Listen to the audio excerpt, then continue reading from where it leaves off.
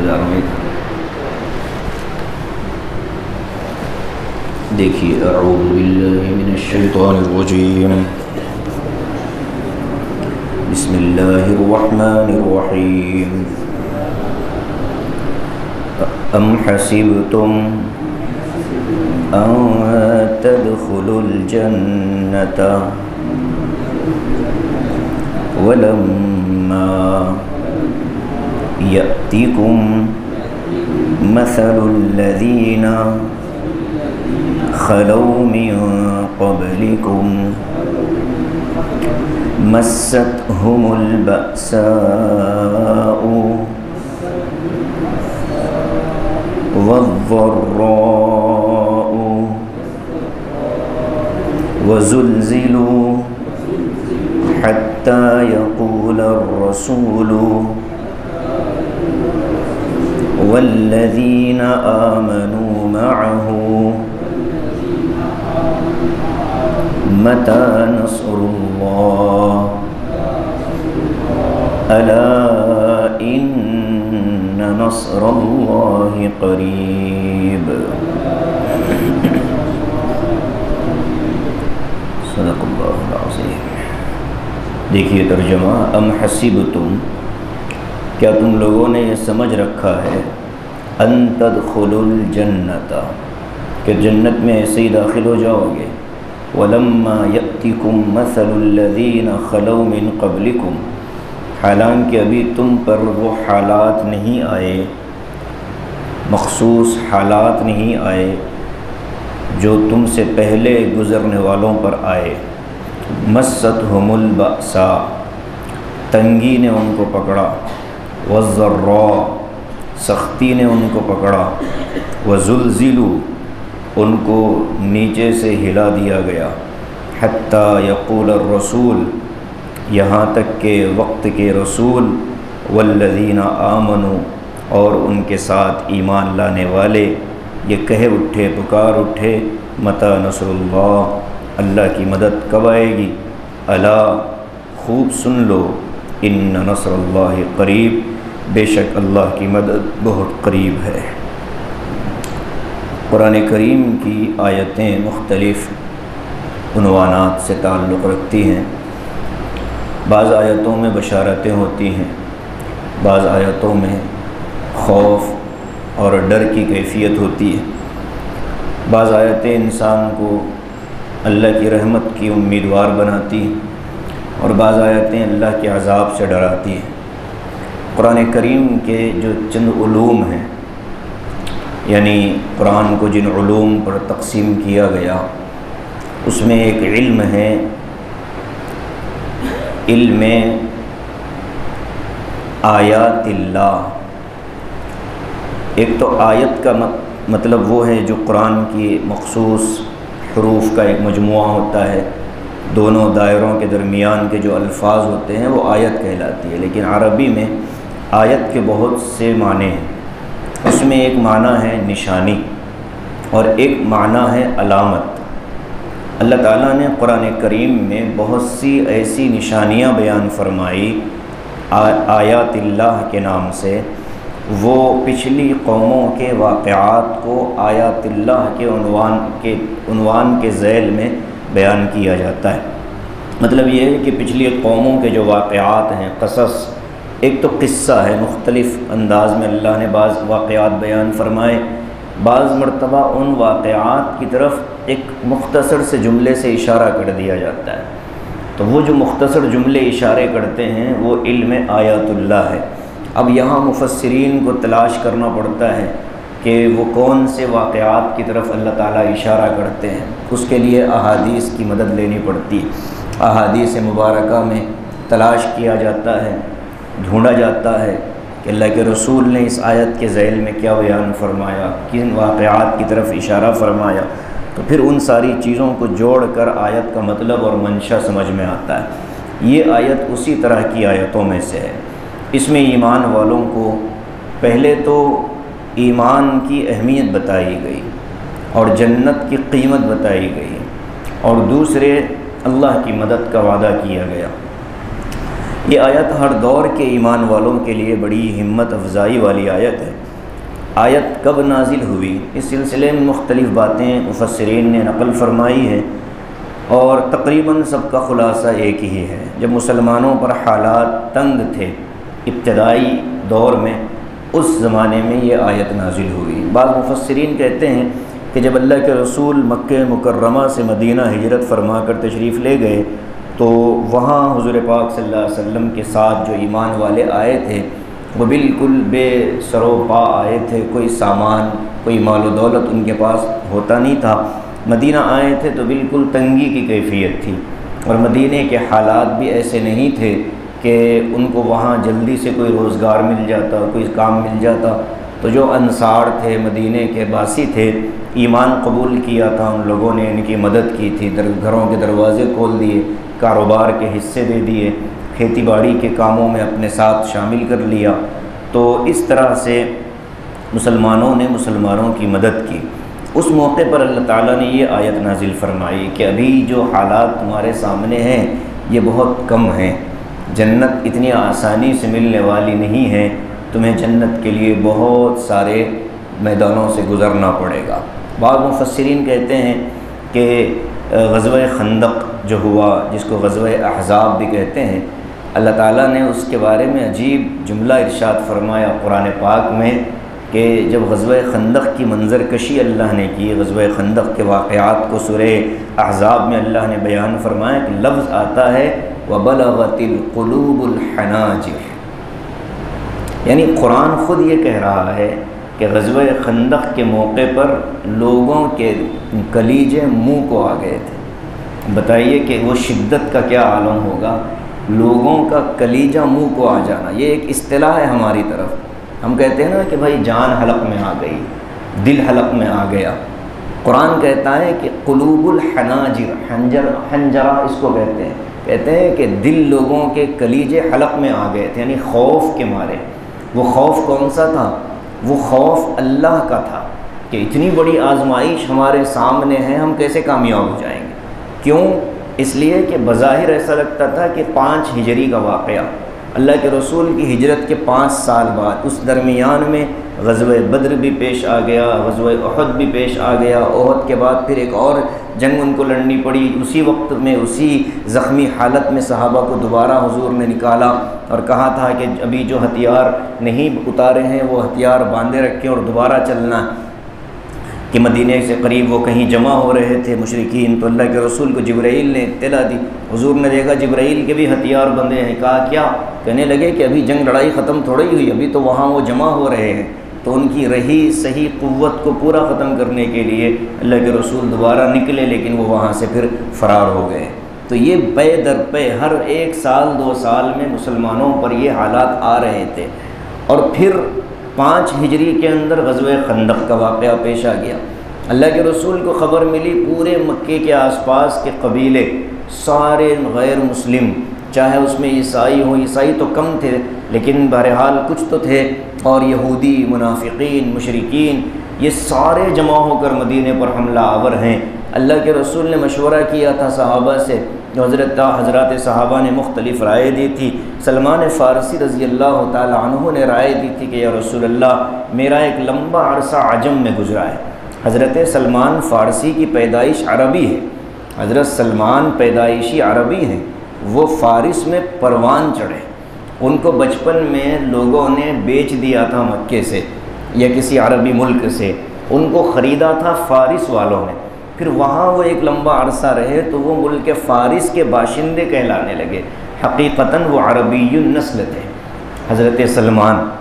اسی لیے وہ 5 صحابہ جو عجمی ہیں، 1,24,000 تو عربی ہیں، ان میں سے 5 جو عجمی صحابہ ہیں ان میں حضرت سلمان کا نام آتا ہے، حضرت بلال کا نام آتا ہے چونکہ وہ حبشے سے تعلق رکھتے تھے، حجاز سے ان کا تعلق نہیں تھا، اور دوسرے اسی طریقے سے حضرت مصعب بن حضرت ماریہ قبطیہ جو ہماری ماں بھی ہیں، امہات المؤمنین میں تو نہیں تھی لیکن اللہ کے رسول کی باندی تھیں، ان سے وہ چونکہ مصر سے ان کو بھیجا گیا تھا، شاہ مقوقس نے مصر سے بھیجا تھا تو وہ بھی اس علاقے کی نہیں تھیں، اور ایک صحابی اور ہیں جن میرے ذہن سے نام نکل رہا، تو حضرت سلمان فارسی بھی اس میں تھے۔ ان حضرات نے جو 5 عجمی تھے ان میں حضرت سلمان فارسی کا نام لیا تو گیا، لیکن حقیقتاً وہ بھی عربی تھے، بچپن میں ان کو لے جایا گیا۔ انہوں نے مشورہ دیا کہ میں نے بہت جنگیں دیکھی، جب ہمارے ہاں اس طرح کے حالات پیش آتے ہیں اور دشمن سے دفاع اور مقابلے کے لیے ہم جو ذہنی تیاری کرتے ہیں اس میں ایک شکل یہ ہوتی ہے کہ ہم اپنے شہر کے اطراف میں بڑی خندق کھود لیتے ہیں، ایک بڑا گڑھا کھود لیتے ہیں، اتنا سا کہ ہمارے تیز رفتار گھوڑے بھی اس کو پھلانگ نہ سکیں، طاقتور نوجوان بھی اس کو پھلانگ نہ سکیں۔ تو اس طرح ایک رائے حضرت نے دی تو اللہ کے رسول کو رائے بڑی پسند آئی، اور اس پورے کام کی ذمہ داری حضرت سلمان ہی کو اللہ کے رسول نے دے دی تھی کہ تم اس کام کو سنبھالو اور لوگوں میں اس کو تقسیم کرو۔ 10 صحابہ کی جماعتیں بنی اور ان کو 3 گز یا 4 گز یا 20 گز الگ الگ روایات میں آتا ہے، ان کو خندق بنانے کے کام پر مأمور کیا گیا۔ جب وہ خندق بن رہی تھی تو بہت سی بشارتیں مسلمانوں کو ملی، پتھر کے ٹوٹنے پر روشنی نکلی۔ اللہ کے رسول نے فرمایا کہ میں نے کسریٰ کے محل کے کنگورے دیکھ لیے، قیصر کے میں نے محل دیکھ لیے، اور مشرکین جو منافقین جو بیٹھ کر تماشا کیا کرتے تھے وہ ہنسی مذاق کرتے تھے، اور مسلمانوں کی حالت بڑی کمزور تھی، مالی اعتبار سے بھی بڑے کمزور۔ اللہ کے رسول کے شکم مبارک پر 2 پتھر بندھے تھے تاکہ آپ کے پیٹ کو سہارا ملے۔ بعض صحابہ نے 1 پتھر باندھے۔ اسی موقع پر حضرت جابر ابن عبداللہ رضی اللہ تعالیٰ عنہ کا وہ مشہور قصہ کہ انہوں نے اللہ کے رسول کی دعوت کی تھی، ایک چھوٹا سا دمبا کاٹ کر حضور سارے لشکر کو لے کر پہنچ گئے جو 1000 سے زیادہ تھا۔ اللہ کے رسول کے ساتھ صحابہ کو دیکھ کر جابر حیران ہوئے، فرمایا کہ کہا جب وہ برتن تیار ہو جائے میرے پاس لے آنا، میں اس میں سے نکالوں گا۔ پھر وہ برکتیں حضرت جابر کے گھر کی اسی موقع کی ہیں۔ مدینہ طیبہ کے اندر جب آپ جاؤ گے خندق کے مقام پر، وہاں ایک بڑی مسجد بنا دی گئی ہے، مسجد جامع خندق کے نام سے، لیکن وہ پرانی 7 مسجدیں جو تھیں جس کو 7 مساجد کہا جاتا ہے وہ بھی موجود ہیں۔ وہ 7 مقامات تھے جہاں حضرات صحابہ کے خیمے لگے تھے۔ خود اللہ کے رسول کا جو خیمہ تھا وہ بڑی مسجد کے اندر آ گیا، ایک حضرت علی کے نام کا، ایک حضرت عمر، ایک حضرت سلمان، ایک حضرت ابو بکر، ایک مسجد فتح جہاں آپ صلی اللہ علیہ وسلم نے اعلان کیا تھا کہ ایک مسجد رایا اوپر جہاں مسلمانوں کا جھنڈا لگا ہوا تھا، اور مکان حضرت جابر ابن عبداللہ کا جس پہاڑ پر تھا جبل سلع، اس پہاڑ کی بالکل دامن میں حضرت کا مکان تھا۔ وہ جگہ موجود ہے جہاں اللہ کے رسول صلی اللہ علیہ وسلم کے دست مبارک پر وہ معجزہ پیش آیا تھا۔ بالکل مسجد کے سامنے چھوٹا سا قبرستان ہے، اس میں ان شہدائے خندق کو بھی دفن کیا گیا۔ بہت سے لوگوں کو اس کا پتہ نہیں ہوتا، وہیں پر گھومتی یہ گاڑیاں وغیرہ، بہت سی قبریں بھی شاید اس کے نیچے آ گئی ہوں گی۔ مقام بڑا مبارک ہے، اللہ کے رسول کا پسینہ اس جگہ بہا ہوا ہے۔ تو وہ جو کیفیت تھی اس کیفیت کو مسلمان دیکھ رہے تھے کہ ابھی ہجرت کر کے آئے، مکے کے 13 سال آزمائش میں گزرے، مدینہ آئے تو بالکل آزمائش ہی آزمائش۔ اللہ تعالیٰ نے ایسے موقع پر یہ آیت اتاری اور کہا کہ کیا سمجھتے ہو جنت میں ایسے ہی چلے جاؤ گے؟ پہلے لوگوں پر جو حالات آئے ویسے حالات ابھی تم پر کہاں آئے؟ گویا کہ اب جو حالات ہیں ان سے تم کو گھبرانا نہیں ہے، آگے حالات اور سخت آئیں گے تب بھی تم کو ایمان پر جمنا ہے۔ یہ اللہ تبارک و تعالیٰ کی منشا ہے۔ بعض لوگ کہتے ہیں کہ یہ آیت اللہ کے نبی علیہ السلام کی ہجرت مدینہ کے ابتدائی اوقات میں، اور بعض کہتے ہیں کہ ہجرت احد کی لڑائی میں، احد کے میدان میں جو واقعہ پیش آیا تھا اس موقع پر عبداللہ ابن ابی ابن سلول نے کہا تھا۔ 4 پارے میں وہ چیز آئی ہے کہ اگر ہمارے ساتھ بیٹھو گے، 5ویں پارے میں، اگر ہمارے ساتھ مدینے میں رہتے تو تم مرتے تھوڑا ہی تھے۔ تو قرآن نے ان سے سوال کیا کہ کیا گھر بیٹھ کر بچ جاؤ گے؟ گھر بیٹھو گے تو موت سے تو نہیں بچو گے۔ اینما تکونوا یدرککم الموت ولو کنتم فی بروج مشیدہ، فرمایا کہ تم جہاں رہو گے موت تمہیں پکڑ لے گی، اگرچہ کہ مضبوط قلعوں میں تم جا کر چھپ جاؤ۔ اللہ تعالیٰ نے پھر اس کا جواب دیا۔ تو بہرحال یہ آیت جب بھی نازل ہوئی ہو، چاہے ابتدائی ہجرت میں، چاہے احد کے موقع پر، چاہے خندق کے موقع پر، حالات مسلمانوں پر بڑے سخت تھے۔ آج بھی اس آیت سے روشنی اسی طرح ملتی ہے کہ آج جو حالات ہمارے سامنے ہیں یہ ابھی اتنے سخت نہیں ہوئے جتنا کہ اللہ کا وعدہ ہے۔ آخری زمانہ جو قرآن کریم کی اور احادیث کی روشنی میں نظر آتا ہے، قیامت سے پہلے کا زمانہ، وہ زمانہ بڑے سخت آزمائشوں کا دور ہوگا، وہ بڑی امتحانات کی منزل ہوگی، اس وقت میں اپنے ایمان کو بچانا ایسے ہے۔ حضور نے فرمایا کہ آخری زمانے میں ایمان کی حفاظت کرنا ایسا ہی ہے جیسا کہ آگ کا انگارہ ہاتھ میں لے کر بچانا، اس کو بجھا دینا۔ گویا کہ آگ کا انگارہ ہاتھ میں لے کر ٹھہرنا جتنا مشکل ہوگا، اتنا اس سے زیادہ انسان کا اپنے ایمان پر باقی رہنا مشکل ہوگا۔ صبح ہوتے ہوتے ایمان والا کافر ہو جائے گا، شام ہوتے ہوتے ایمان والا کافر ہو جائے گا۔ یصبح مؤمنا ویمسی کافرا، الفاظ ایسے نکل جائیں گے اس کی زبان سے کہ اسے بھی نہیں پتہ چلے گا، لیکن یہ ہے کہ وہ ایمان کے دائرے سے باہر نکلتا چلا جائے گا۔ تو اللہ فرماتے ہیں کہ یہ جو دور ہے یہ بھی سختی والا ہے، لیکن آئندہ بھی حالات آئیں گے، بڑے سخت آئیں گے۔ یہاں ایک چیز اور سمجھیے، ہم بہت سی جگہوں پر یہ سنتے آئے ہیں، وہ یہ کہ اللہ تعالیٰ نے بعض لوگوں کو جیسے کہ گناہگار سے گناہگار تھا، اچانک توبہ کی توفیق ملی اور سیدھے جنت میں پہنچ گیا۔ تو یہاں آیت یہ کہتی ہے تم یہ سمجھتے ہو کہ جنت میں داخل ہو جاؤ گے، جبکہ تم پر پہلے جیسے حالات نہیں آئے۔ اس آیت سے بظاہر ایسا لگتا ہے، میرے لفظ پر غور کرنا، بظاہر اس آیت سے بظاہر ایسا لگتا ہے کہ جنت میں داخلے کے لیے مشقت شرط ہے، آزمائش شرط ہے، اور حدیث پاک میں یہ آیا ہے، حضور نے فرمایا حفت الجنت بالمکارہ، جنت کو ناپسندیدہ چیزوں کے درمیان میں گھیر دیا گیا، وحفت النار بالمحاسن، اور جہنم کو پسندیدہ چیزوں کے بیچ میں گھیر کر رکھ دیا گیا۔ مطلب یہ ہے کہ جنت پانا ہو، اپنے دل پر جبر کر کے ناپسندیدہ کام کرنے پڑیں گے، کہ ناپسندیدہ کس کے لیے؟ انسان کے لیے۔ در حقیقت وہ اللہ کی نظروں میں پسندیدہ ہیں، لیکن نفس اور شیطان کی نظروں میں وہ ناپسندیدہ ہیں۔ تو اللہ کے نبی نے فرمایا کہ جنت کو نفس اور شیطان کی نظروں میں ناپسندیدہ چیزوں کے درمیان میں گھیر دیا گیا ہے۔ جب انسان ان ناپسندیدہ چیزوں پر عمل کرے گا تو جنت میں جائے گا، اور جہنم کا معاملہ ایسا ہے، اللہ کی نظروں میں تو ناپسندیدہ ہے، لیکن نفس اور شیطان کی نظروں میں جو کام اچھے ہیں ان کاموں کے بیچ میں جہنم کو گھیر دیا گیا۔ حفت الجنت بالمکارہ۔ تو ایک طرف تو یہ سمجھ میں آتا ہے کہ جنت میں داخلے کے لیے مشقت اور مجاہدہ شرط ہے، اور بعض روایات سے معلوم ہوتا ہے کہ ادھر آنکھ بند ہوئی اور ادھر جنت میں چلے گئے، آخری وقت میں کلمہ پڑھ لیا، توبہ قبول ہو گئی، اعلان ہو رہا ہے کہ اس کی ہم نے توبہ قبول کر لی، اس کے ساتھ جو بھی اس کی نماز جنازہ میں شریک ہوگا اس کی بھی مغفرت کر دی جائے گی۔ بظاہر ایسا لگتا ہے کہ دو مضامین ایک دوسرے سے ٹکراتے ہیں، جبکہ قرآن کے بارے میں ہمارا یہ ایمان ہے کہ قرآن و حدیث آپس میں کبھی نہیں ٹکراتے، قرآن کی آیتیں آپس میں ایک دوسرے سے کبھی مخالفت نہیں کرتی، سمجھنے کا فرق ہوتا ہے۔ اب اس کا جواب ظاہر ہے کہ حکیم الامت حضرت اقدس تھانوی علیہ الرحمہ نے ایک جملے میں ختم کر دیا۔ حضرت نے فرمایا کہ دیکھو، ایمان لانے کے لیے جب اس گناہگار نے توبہ کی اور اس نافرمان نے فرمانبرداری قبول کی، تو اس نے بھی تو اپنے آپ سے، اپنے نفس سے، اپنے شیطان سے مقابلہ کیا ہے، تبھی تو اس نے توبہ کی۔ توبہ کرنے والا، ایمان میں آنے والا، کفر سے، اہل کفر سے، مشرکین سے اور شیاطین سے اور اپنے نفس سے مقابلہ کر کے کلمہ پڑھتا ہے، اس کا مقابلہ اندرونی ہے، وہ اپنے آپ کو تیار کرتا ہے کہ مجھے اللہ کے ماننے والوں کی فہرست میں شامل ہونا ہے، تو اس نے مقابلہ کیا ہے، اگرچہ کہ اس کا مقابلہ حقیقی مقابلے سے کم ہے، لیکن بہرحال اس کو جنت مل جائے گی۔ تو جو آیت میں فرمایا گیا کہ بغیر مجاہدے کی جنت نہیں ملے گی، وہ آیت بالکل واضح ہے۔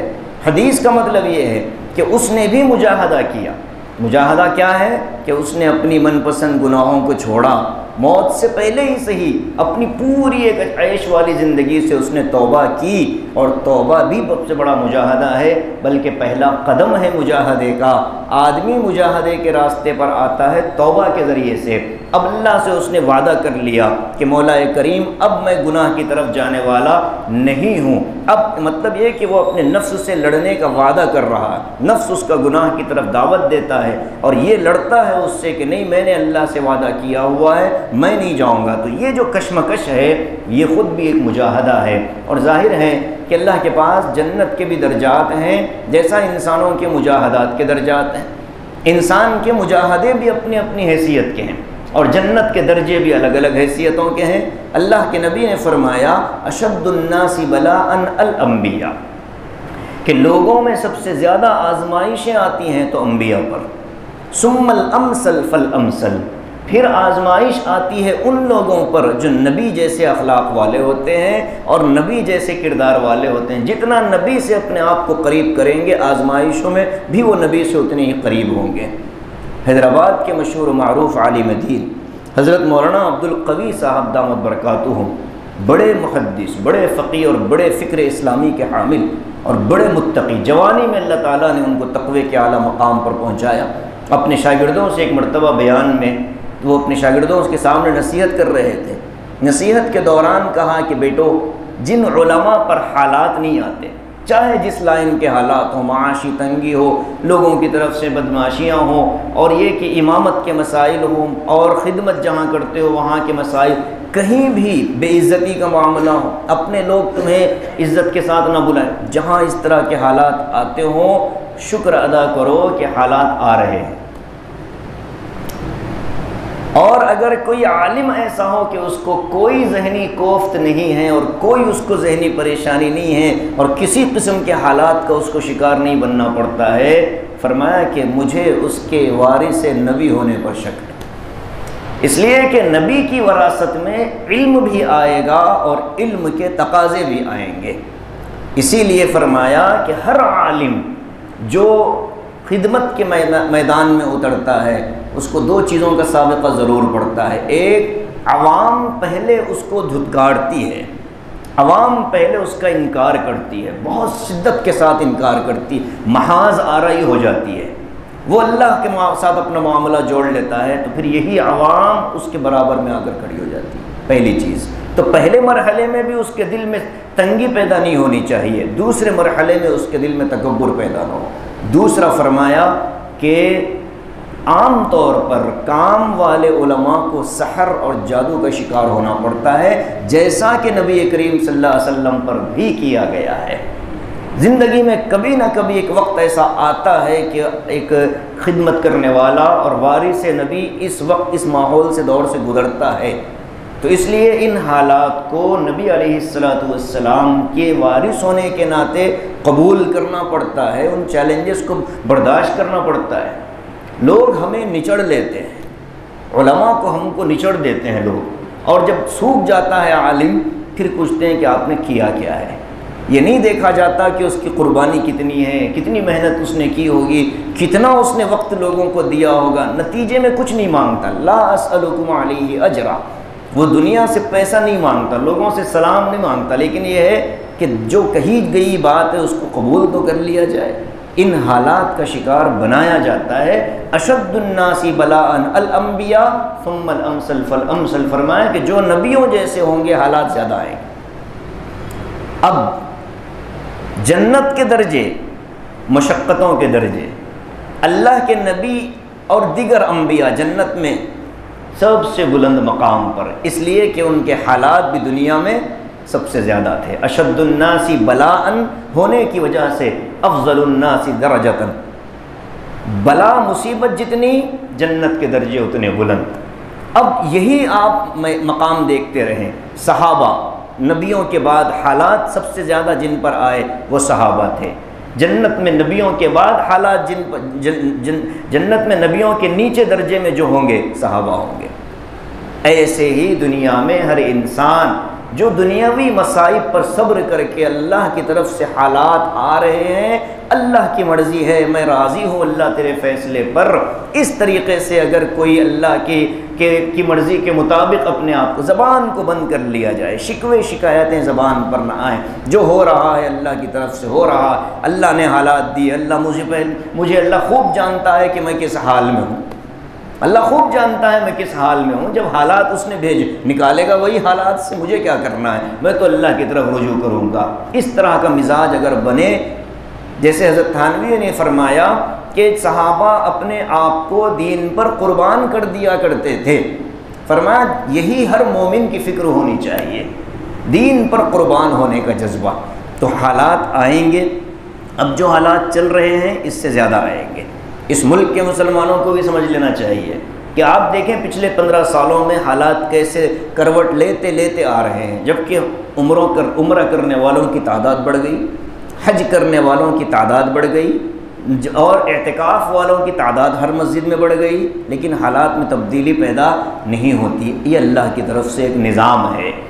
تبدیلی کے لیے جو اسباب اللہ نے بتائے قرآن پاک کے اندر کہ ان کاموں کو اختیار کرو تو حالات بدلیں گے، ان میں فرمایا فصبر، صبر کے ساتھ۔ صبر کے دو معنی ہیں، اطاعت پر جم جانا، گناہوں سے بچ جانا۔ یہ پہلا سبق اللہ نے دیا، جمو پہلے اپنے دین پر۔ معمولی بات پر اگر دین کا سودا کرنے لگو حالات اور بگڑیں گے۔ اب دیکھیں آپ، عمرہ کرنے والوں کی کثیر تعداد جاتی ہے۔ کل رپورٹ آئی تھی 3 ملین لوگ پہنچ گئے، 30 لاکھ لوگ تو رمضان کے بعد پہنچ گئے۔ بتائیے اب اتنی بڑی تعداد میں لوگ پہنچ رہے ہیں، لیکن عمرے کی جو حقیقت ہے، اس مقدس جگہ کا جو رتبہ اور مقام ہے، اس کی کوئی پرواہ نہیں ہوتی۔ نتیجے میں سفر تو ہو رہا ہے، دعائیں قبول نہیں ہو رہی، آقا کی خدمت میں حاضری ہو رہی ہے، لیکن حالات کے لیے جو دکھڑا حضور کو سنانا ہے اس کا موقع ہی نہیں مل رہا۔ یہ اپنے فوٹو بنانے میں مصروف ہے، اسے موقع ہی نہیں مل رہا کہ اللہ کے رسول کے سامنے اپنے حالات سنا لے۔ ورنہ لوگ جاتے تھے تو حضور کی خدمت میں یہ کہتے تھے، نبی اکرم شفیع اعظم دکھے دلوں کا سلام لے لو، تمام دنیا کے ہم ستائے کھڑے ہوئے ہیں پیام لے لو۔ حضور کی خدمت میں سنا لیا کرتے تھے، یا رسول اللہ انی خائف وجل، اے اللہ کے رسول ڈرا ہوا ہوں، آپ کے سوا، اللہ کے سوا کوئی سہارا نہیں، میرے لیے اللہ کے دربار میں درخواست کر دیجئے امت کے حالات پر، امت کے حالات اللہ کے سامنے رکھ دیجئے، بتائیے ہمارے لیے مدد کی درخواست کی۔ یہ جملے حضور کی قبر پر کھڑے ہو کر کہنا جائز ہے۔ وہاں چونکہ حضور نے فرمایا میں خود سنتا ہوں جو یہاں آ کر سلام کرتا ہے، تو وہاں کھڑے ہو کر حضور سے عرض معروض کرنے کا جو موقع ہے، لوگ اس میں بھی ویڈیوگرافی میں مصروف ہیں، تو حالات تو اور بگڑیں گے۔ جب دین کی اور شعائر دین کی اور شریعت کی اور اللہ کے رسول کی بے حرمتی مسلمان کرنے لگے گا تو حالات بگڑیں گے اور زیادہ بگڑیں گے۔ تو فرمایا ام حسبتم ان تدخلوا الجنہ، کیا تم یہ سمجھتے ہو کہ جنت میں چلے جاؤ گے؟ وَلَمَّا يَأْتِكُمْ مَثَلُ الَّذِينَ خَلَوْا مِن قَبْلِكُمْ، جبکہ تم پر وہ حالات نہیں آئے جو تم سے پہلے لوگوں پر آئے۔ مکے میں حضرت خباب نے حضور سے عرض کیا تھا، یا رسول اللہ صلی اللہ علیہ وسلم، یہ کیا حالات ہم پر آ گئے؟ ہمارا دین سچا، آپ سچے، قرآن سچا، اللہ سچے، پھر بھی حالات اتنے ہم پر۔ حضور نے فرمایا کہ کیا سمجھتے ہو، اے تم پر حالات ابھی آئے نہیں، پچھلے لوگوں پر جو حالات آئے تھے ان حالات کا کیا عالم تھا؟ فرمایا کہ ایک شخص کو زمین میں دھسا دیا جاتا آدھا، اور اس کے سر کو آرے سے چیڑ دیا جاتا، اس کے جسم کے 2 حصے ہوتے، ایک ادھر گرتا اور ایک ادھر گرتا، لیکن وہ اپنے ایمان کو نہیں چھوڑتا تھا۔ پھر فرمایا کہ ایک قوم ایسی بھی آئی، لوہے کی کنگھیوں سے ان کے جسم کا گوشت نکال دیا جاتا تھا، ان کی زبان سے اللہ اکبر کے علاوہ کچھ نہیں نکلتا تھا، ہڈیاں ظاہر ہو جاتی تھیں لیکن وہ ایمان نہیں چھوڑتے تھے۔ وہ حالات ابھی کہاں آئے تم پر؟ اجتماعی عذاب نہیں آئیں گے، اجتماعی عذاب نہیں آئیں گے جو پہلی امتوں پر آئے، حالات آئیں گے۔ ایمان ہمارا اتنا قیمتی ہے کہ ہر ایمان والا کلمہ پڑھنے کے بعد یہ نہیں کہہ سکتا کہ میں اللہ کے ایمان کا دعوے دار ہوں اور میں اپنے دعوے میں سچا ہوں، نہیں۔ سورہ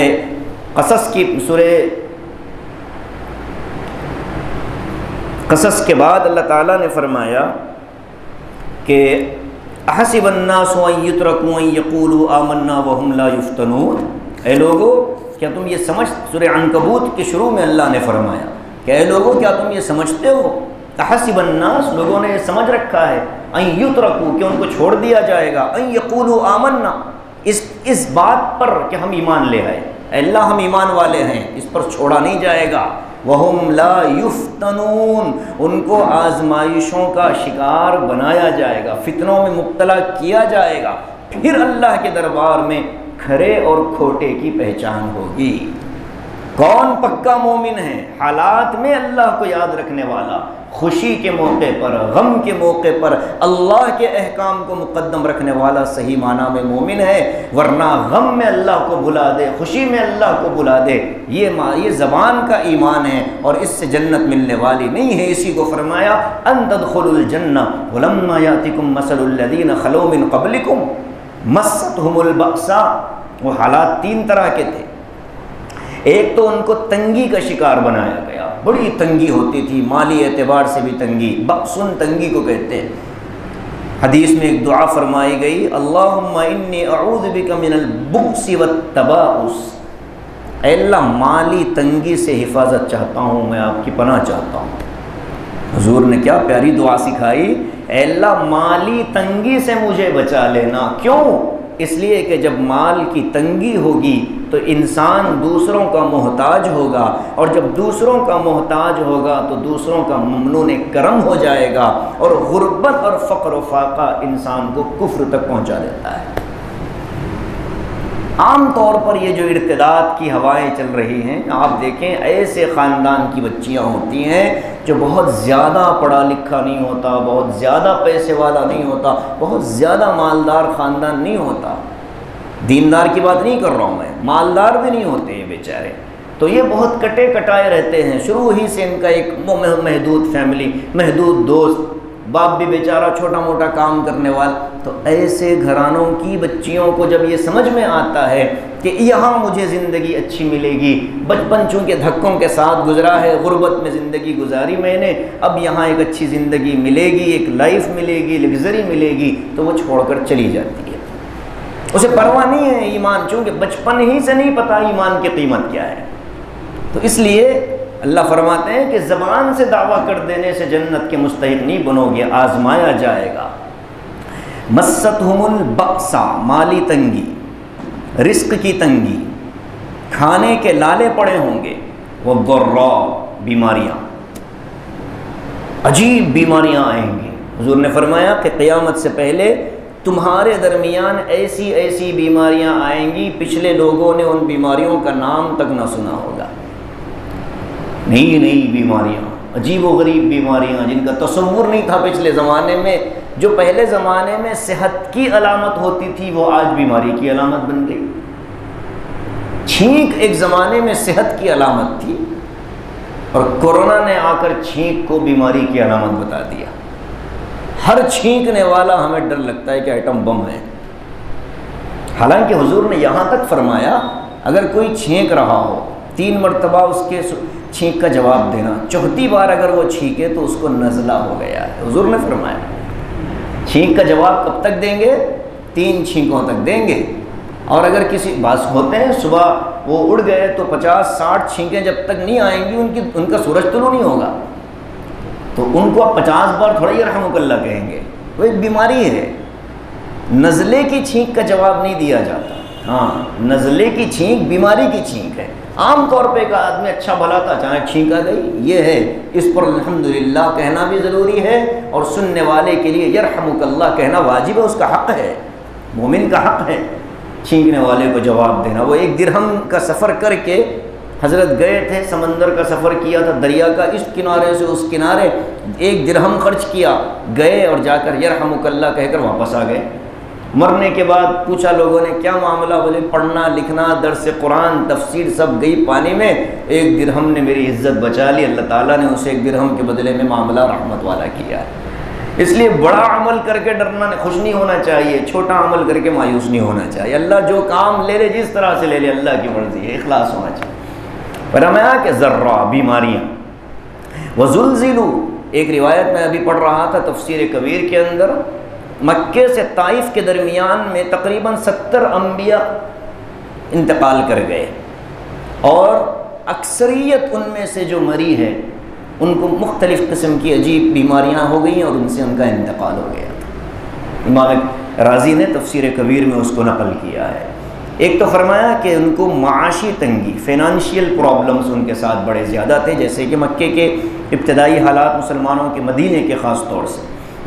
دوسرے ذرہ بیماریاں، جسمانی درد، وزلزلوا، اور جسمانی بیماریوں میں حضرت ایوب علیہ السلام کے بارے میں تو ہم سب جانتے ہیں کہ کتنا اللہ نے ان کو آزمایا، کتنا آزمایا، اور معاشی حالات تو خود حضرت عیسیٰ علیہ السلام کا کیا حال تھا، بس ایک لوٹا تھا، ایک کپڑا تھا، اور ایک لاٹھی ان کے پاس ہوا کرتی تھی، وہی پوری زندگی کی ان کی متاع تھی۔ لوٹا کیوں رکھا تھا؟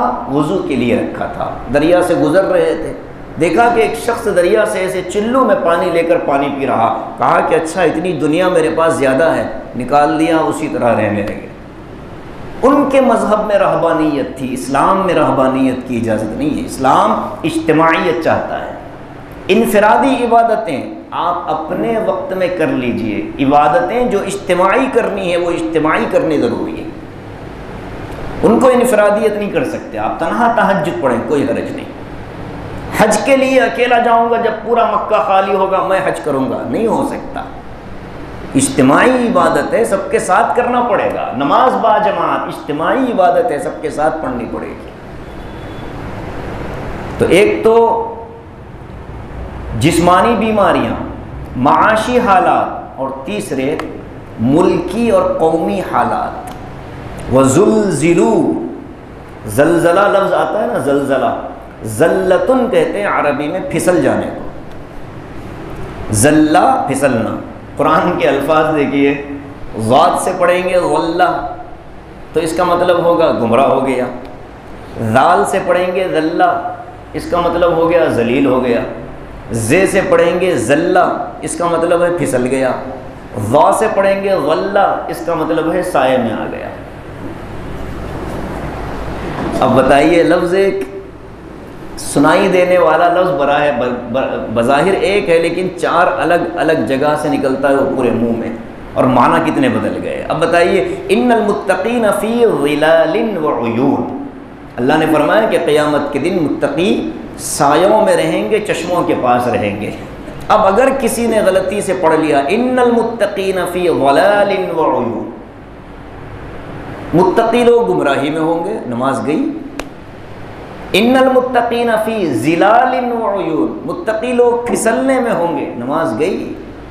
کتنی باریکی ہے بتائیے آپ۔ ان المتقین فی ظلال وعیون، ظلال زوئے والا لفظ، زوئے والا، ظلہ اللہ کا، اللہ کے عرش کا سایہ بھی اسی سے ہے۔ تو بہرحال زلزلہ کہتے ہیں پھسلنے کو، اور زلہ زلہ پھسل جانا، زلہ زلہ بار بار پھسلنا، اور ان دونوں کو جوڑ کر لفظ کیا بنا؟ زلزلہ۔ مطلب یہ ہے کہ حرکت دے دی گئی، ان کی بنیادیں ہلا دی گئی۔ یہ ترجمہ کیا مفسرین نے کہ ان لوگوں کو مالی حالات کا شکار بنایا گیا، جسمانی حالات کا شکار بنایا گیا، اور ان کی بنیادیں ہلا دی گئی، زمین سے ان کو اکھاڑ دیا گیا۔ بڑے ملک والے حملہ کرتے، چھوٹے ملک والوں پر تباہ و تاراج کر دیتے۔ بادشاہان وقت ان کو خندقوں میں بھر بھر کر ختم کرتے تھے۔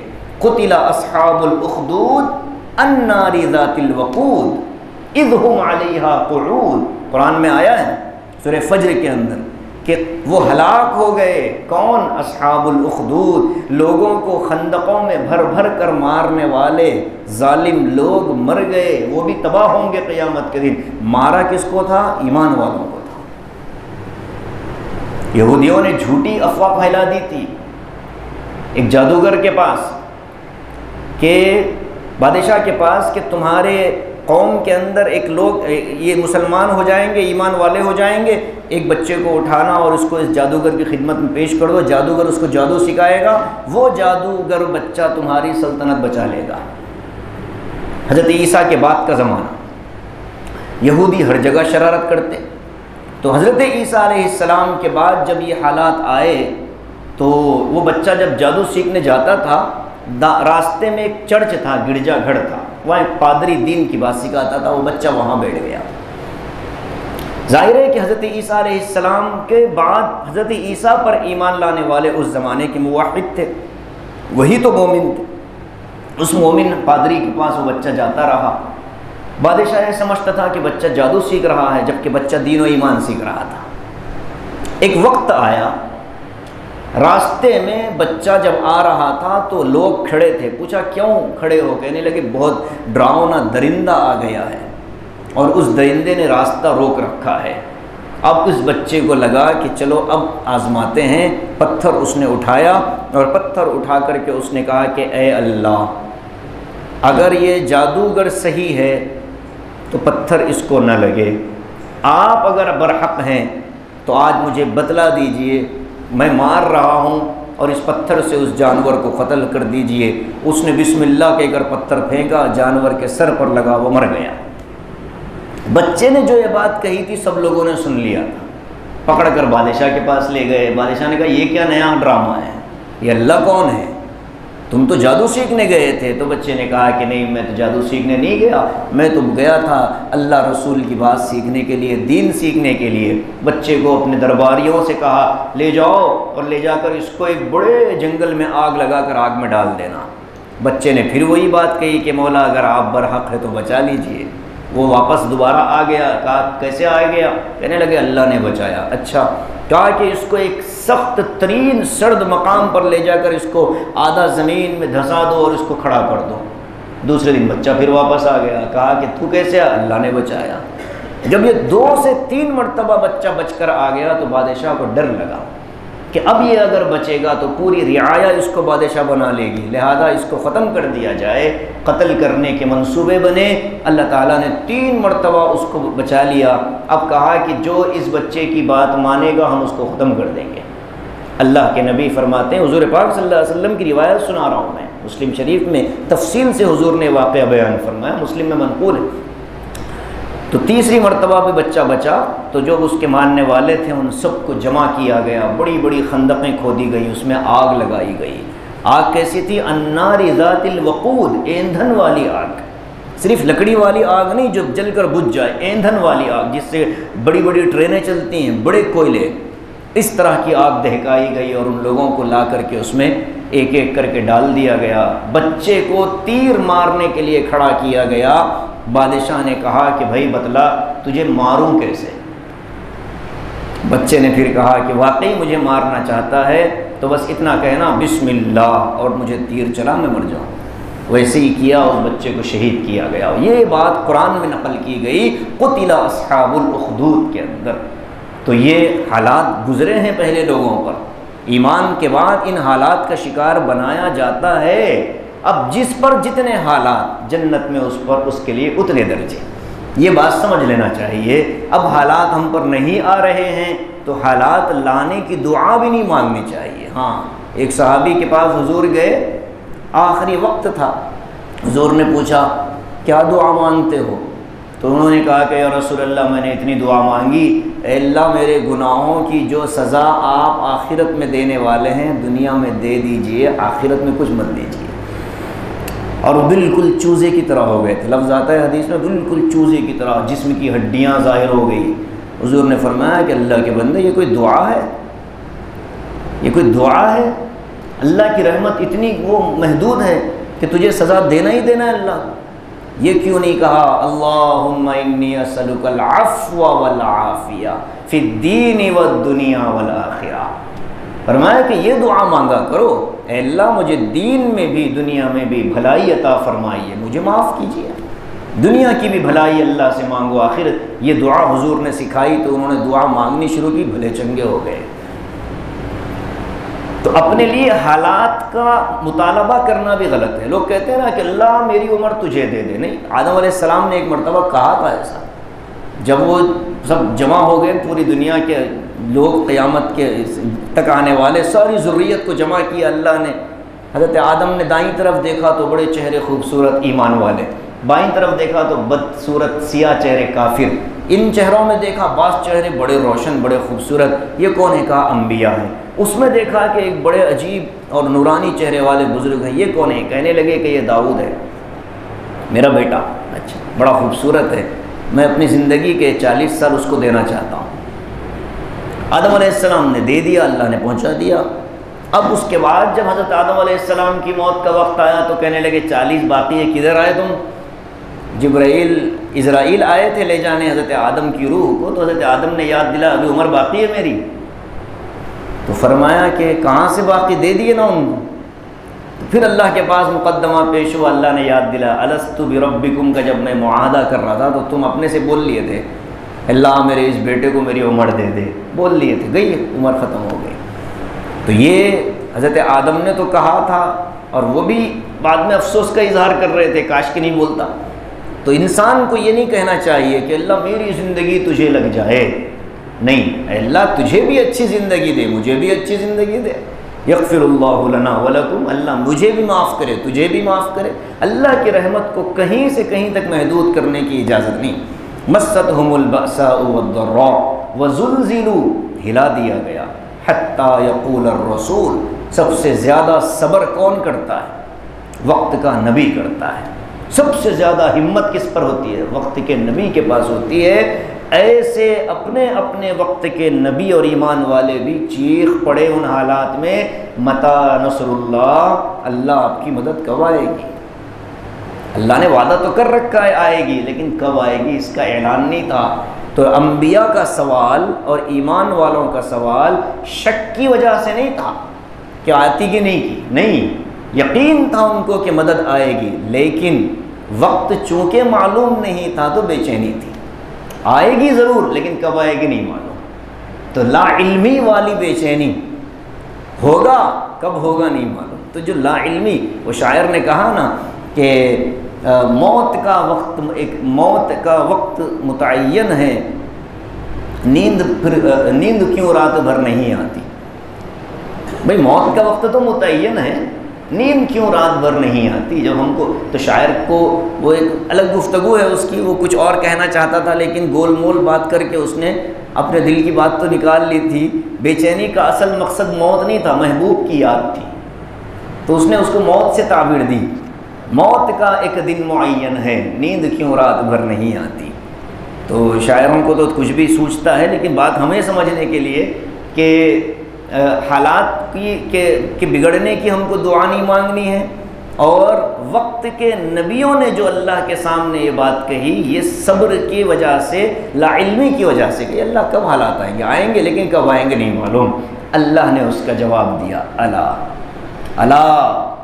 قرآن میں جہاں بھی الا آیا ہے نا، الا، یہ اٹینشن سمجھ لیجئے اس کو، خوب سن لو، خبردار، مختلف ترجمے کیے بڑے بڑے بزرگوں نے، خبردار، خوب سن لو، غور سے سنو، ان نصر اللہ قریب، اللہ کی مدد قریب ہے۔ اب وہ قریب کب ہے؟ اب ہر آدمی یہ دعویٰ نہیں کر سکتا کہ میں اللہ کی مدد اپنی آنکھوں سے دیکھ کر مروں، نہیں۔ حضرت تھانوی نے اس کا بھی جواب دیا۔ حضرت فرماتے ہیں کہ جب ایک آدمی حالات کا شکار ہوتا ہے تو دو ہی باتیں ہوں گی، یا تو حالات سے نکلے گا یا حالات میں مر جائے گا، دو ہی چیزیں ہوں گی۔ اگر حالات سے نکلا تب بھی کامیاب، اور اگر حالات میں مر گیا تب بھی کامیاب۔ تو اللہ کی مدد تو ایسے بھی آ گئی۔ موت کے بعد کے جو کیفیتیں اور حالات ہیں، اللہ ایمان والوں کو جن نعمتوں سے نوازے گا، وہ نعمتیں بھی تو کامیابی ہی ہیں کہ کفر کی، شرک کی ضلالت سے اور جہنم کے، قبر کے عذاب سے اللہ نے بچایا، یہ بھی کامیابی ہے، یہ بھی اس کی مدد ہے۔ تو اللہ ان نصر اللہ قریب سے غلط فہمی کا شکار نہ ہو کہ میں مدد اپنی آنکھوں سے دیکھوں گا۔ کہہ دیتے ہیں علماء کہ اس ملک کا مستقبل بھی اسلام ہے، اس کا مطلب یہ تھوڑا ہی ہے کہ ہم دیکھیں گے، یہ تو ہوگا، اللہ کا وعدہ ہے، لیکن کب ہوگا وقت متعین نہیں ہے۔ تو یہ آیت بڑی اہم ترین تھی، اس لیے اس پر گفتگو بھی شاید ذرا زیادہ ہو گئی ہے، اور میں سمجھتا ہوں کہ آیت کا خلاصہ سب حضرات کے ذہن میں ہے۔ آگے سے پھر اللہ تبارک و تعالی سورہ بقرہ کا جو اصل تھیم ہے جہاد، اس پر اللہ نے پھر گفتگو شروع فرمائی ہے۔ اللہ تعالیٰ سے دعا کرتے رہیں اللہ تعالیٰ ہمیں بغیر آزمائش کے ہی جنتوں کے اعلیٰ مقامات پر پہنچائے۔ ہم سے طاقت سے زیادہ بوجھ تو اللہ ڈالتا نہیں ہے، جب بوجھ آئے، کوئی حالات آئے تو اللہ استقامت نصیب فرمائے، اور اللہ تعالیٰ سب ایمان والوں کو کامل ایمان کی حالت میں دنیا سے لے جائے۔ آمین۔ وآخر دعوانا الحمد للہ رب العالمین۔